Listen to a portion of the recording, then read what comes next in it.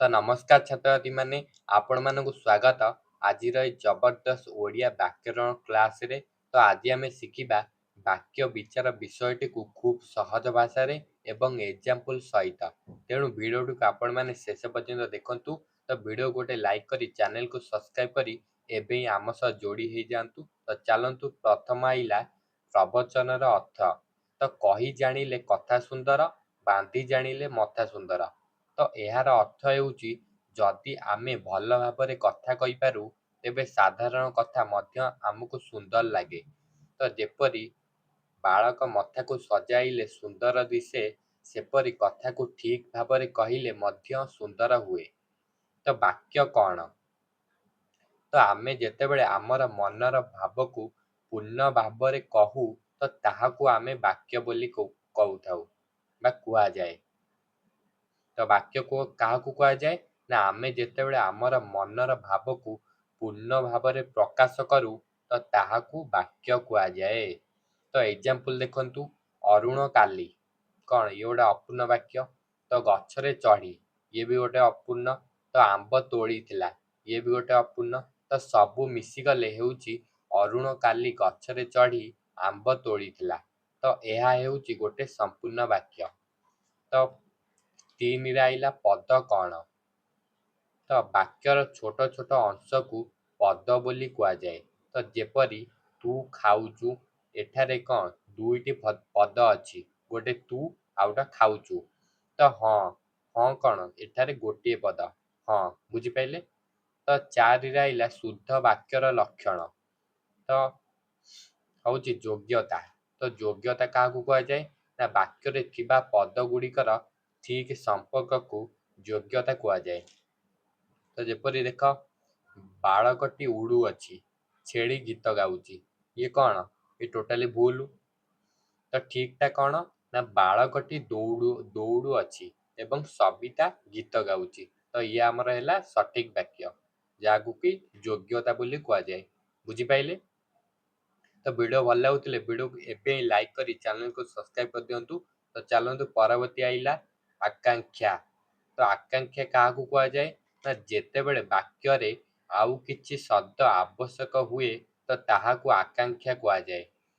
ତ ଚାଲନ୍ତୁ ଦେଖିବା, ମଦନ ସହିତ। ଏଠି କ'ଣ? ଏଠି ଆଉ କିଛି ବାକ୍ୟ ଆବଶ୍ୟକ ହେଉଛି ନା ନାହିଁ? ଏବଂ ରବିବାର ଦିନ ଚପଳା। ଇଏ କ'ଣ? ଏଠି ଆଉ କିଛି, ଇଏ ହେଉଛି ଗୋଟେ ଅପୂର୍ଣ୍ଣ ବାକ୍ୟ। ଏଠି ଆଉ କିଛି ଶବ୍ଦ ଆବଶ୍ୟକ କରୁଛି। ତ ପୂର୍ଣ୍ଣ ବାକ୍ୟ କ'ଣ? ନା ମଦନ ସହିତ ତାଙ୍କ ବାପା ଆସିବେ। ତ ଆଉଟା ହେଉଛି ରବିବାର ଦିନ ଚପଳା ଭୁବନେଶ୍ୱର ଯିବ। ତ ଇଏ ହେଉଛି ଆମର ପୂର୍ଣ୍ଣ ବାକ୍ୟ। ତ କିଛି ଶବ୍ଦ ଆବଶ୍ୟକ ହେଉଥିଲା, ଇଏ ହେଲା ଆମର ପୂର୍ଣ୍ଣ ବାକ୍ୟ। ତ ଏହାକୁ କୁହାଯାଏ ଆକାଂକ୍ଷା। ବୁଝିପାରିଲେ? ପରବର୍ତ୍ତୀ ଆଇଲା ଆସବି ବା ପଦ ବିନ୍ୟାସ।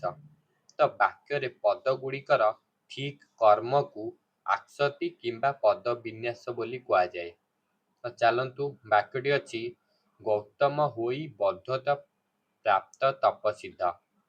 ତ ୟାର କିଛି ମିନିଂ, କିଛି ୟାର ଓଡ଼ିଆ ଅର୍ଥ ବାହାରୁଛି କି ଗୌତମ ହୋଇ ବୁଦ୍ଧତ୍ୱ ପ୍ରାପ୍ତ ତପସିଦ୍ଧ।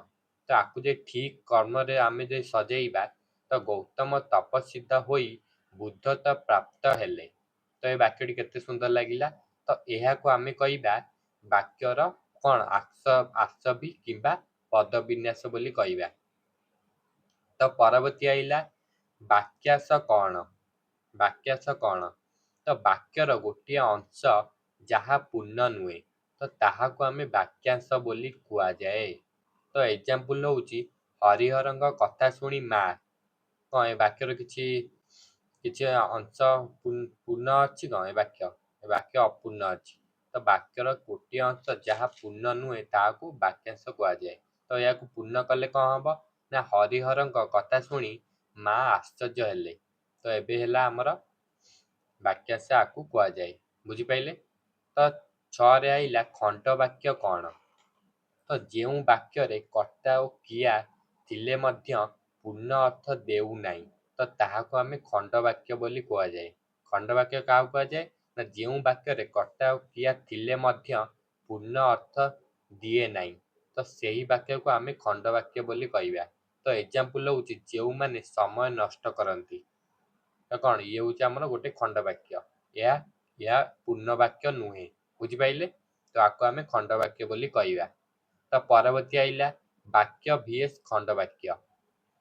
ତ ବାକ୍ୟ ହେଉଛି କ'ଣ? ଯିଏ ଆମର ପୂର୍ଣ୍ଣ ଅର୍ଥ ଦେଉଛି ବା ପୂର୍ଣ୍ଣ ଭାବକୁ ଯିଏ ଆମର ପ୍ରକାଶ କରୁଛି। ତ ଖଣ୍ଡବାକ୍ୟ ହେଉଛି ଯିଏ ଅପୂର୍ଣ୍ଣ ଅର୍ଥ ଦେଉଛି, ଯେଉଁଟାକି ଆମର ଯେଉଁମାନେ ସମୟ ନଷ୍ଟ କରନ୍ତି। ତାପରେ କ'ଣ? ତାପରେ କିଛି ନାହିଁ, ଇଏ ହେଉଛି ଗୋଟେ ଖଣ୍ଡବାକ୍ୟ। ବୁଝିପାରିଲେ? ତ ଚାଲନ୍ତୁ ଶେଷ କଥା ହେଉଛି ତେଣୁ ଆମେ ଆଜି ଶିଖିଲେ କି ବାକ୍ୟ, ପଦ, ଯୋଗ୍ୟତା, ଆକାଂକ୍ଷା, ଆସବି, ବାକ୍ୟାଂଶ ଏବଂ ଖଣ୍ଡବାକ୍ୟ। ତ ତେଣୁ ଭିଡ଼ିଓଟି ଆପଣମାନଙ୍କୁ କେମିତି ଲାଗିଲା?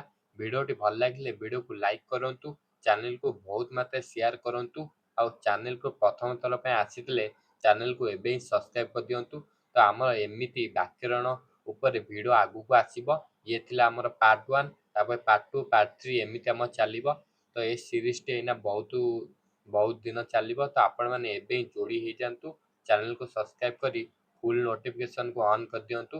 ଆଉ ଯଦି ଆପଣ ଭିଡ଼ିଓ ଅପଲୋଡ଼ ହେଲା ଯଦି ଆପଣ ଡାଇରେକ୍ଟ ଦେଖିବାକୁ ଚାହୁଁଛନ୍ତି, ଆପଣ ଚାହୁଁଛନ୍ତି ଆପଣମାନଙ୍କ ପାଖକୁ ଡାଇରେକ୍ଟ ମେସେଜ ଯାଉ, ତେବେ ଆମ ଟେଲିଗ୍ରାମରେ ଜଏନ୍ ହେଇଯାଆନ୍ତୁ, ଯେଉଁଟା ଆମର ଡେସ୍କ୍ରିପସନରେ ଲିଙ୍କ୍ ଅଛି।